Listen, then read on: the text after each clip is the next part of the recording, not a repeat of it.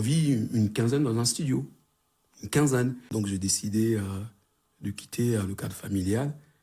Et j'ai vécu pendant quelques mois dehors. Quand tu étais dehors, comment ça s'est passé en fait? Comment tu vis, comment tu survis à ça? La chance à l'époque qu'on avait, en fait, il n'y avait pas dans les bâtiments tu devais pas composer les codes, en fait.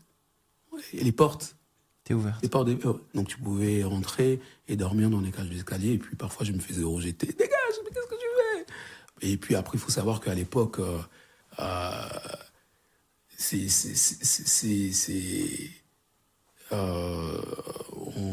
tant que noir, en tant qu'afro, c'était pas commun aussi. Donc il faut remettre les choses dans leur contexte, en fait, à cette époque-là. Est-ce que tu as paradoxalement, dans ces moments qui sont peut-être parmi les plus durs de ta vie, est-ce que tu as des moments de grâce, des jolies choses qui te sont arrivées?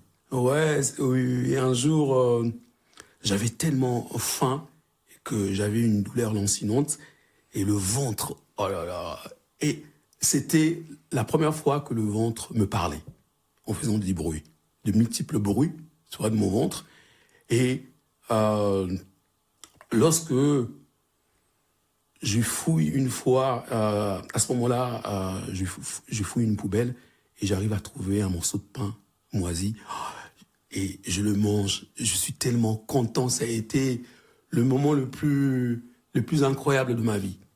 Et je marche un peu plus loin, 2-3 minutes, et là, directement, ma dure réalité de la situation revient.